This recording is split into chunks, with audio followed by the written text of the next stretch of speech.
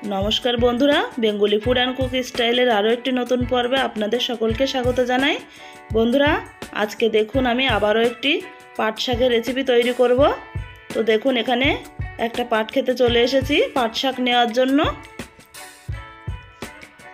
एखाने देखुन पाट शाकटा किन्तु निंगड़ानो हच्छे, कत सुंदर फाँका फाँका करे दिच्छे गाछगुलो जाते खूब ताड़ाताड़ी बड़ो हय।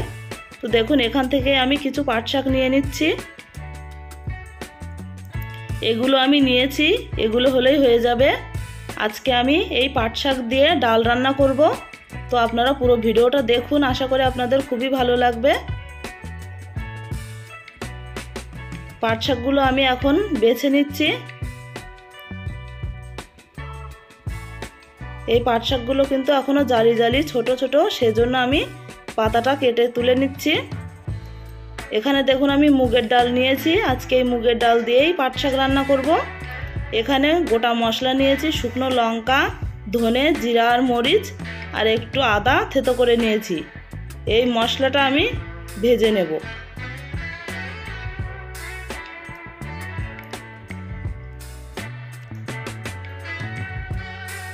বন্ধুরা, পাট শাক দিয়ে ডাল রান্না করতে গেলে কিন্তু এই মশলাটা অবশ্যই দিতে হবে, তাহলে খেতে কিন্তু খুবই সুন্দর হবে। দেখুন কড়াইতে আমি একটু অল্প পরিমাণে তেল দিয়ে প্রথমে লঙ্কাটা দিয়ে দিলাম। লঙ্কাটা একটু ভেজে নিয়ে তারপরে তেলের মধ্যে দিয়ে দিলাম আদাটাও একটু ভেজে নেব। আদা ভাজা হয়ে গেছে, এখন জিরা, মরিচ আর ধনে তেলের মধ্যে দিয়ে দিলাম। মশলাটা আমি সুন্দর করে ভেজে নিয়েছি, এখন তুলে নেব। ওই তেলের মধ্যে আমি এখন মুগের ডালটা ভেজে নেব।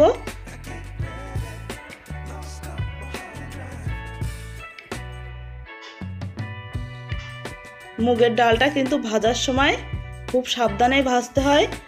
ডালটা কিন্তু বেশি ভাজা হয়ে গেলে আর সিদ্ধ হয় না, সেজন্য একটু ভালো করে ভাজতে হবে। ভাজা হয়ে গেছে, এখন আমি জল দিয়ে দিলাম। পরিমাণ মতো জল দিয়ে দিয়েছি, এখন ঢাকা দিয়ে দেবো সিদ্ধ হওয়ার জন্য।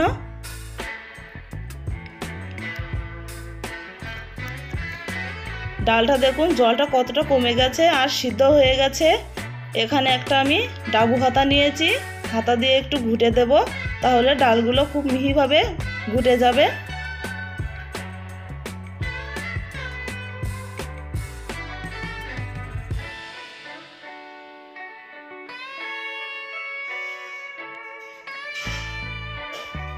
ডালটা আমি খুব ভালোভাবে ঘেটে নিয়েছি, এখন এর মধ্যে পরিমাণ মতো জল দিয়ে দেবো।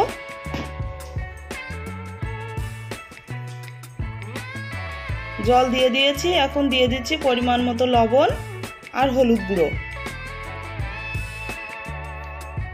জলের সাথে ভালো করে মিশিয়ে নেব।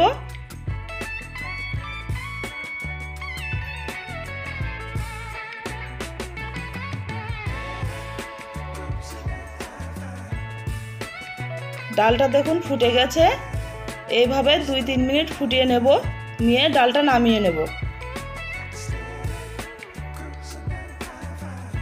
ডালটা ভালো করে ফুটিয়ে নিয়েছি, এখন একটা পাত্রের মধ্যে ঢেলে নিলাম। কড়াইটা পরিষ্কার করে আবারও উনুনে বসিয়ে দিয়েছি। এবারে দিয়ে দিলাম সর্ষের তেল আর ফোড়নে দিয়ে দিয়েছি 5 ফোড়ন। এবারে দিয়ে দিচ্ছি পাট শাক। পাট শাকটা একটু হালকা করে ভেজে নেব।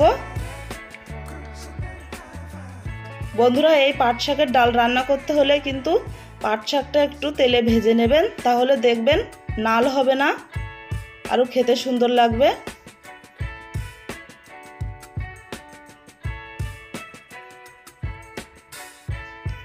শাকটা আমি ভেজে নিয়েছি, এখন ডালটা ঢেলে দিলাম।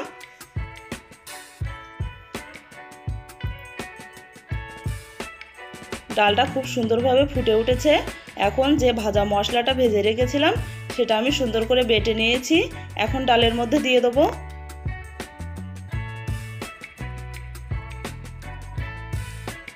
ডালের সঙ্গে মশলাটা খুব ভালোভাবে মিশিয়ে নেব।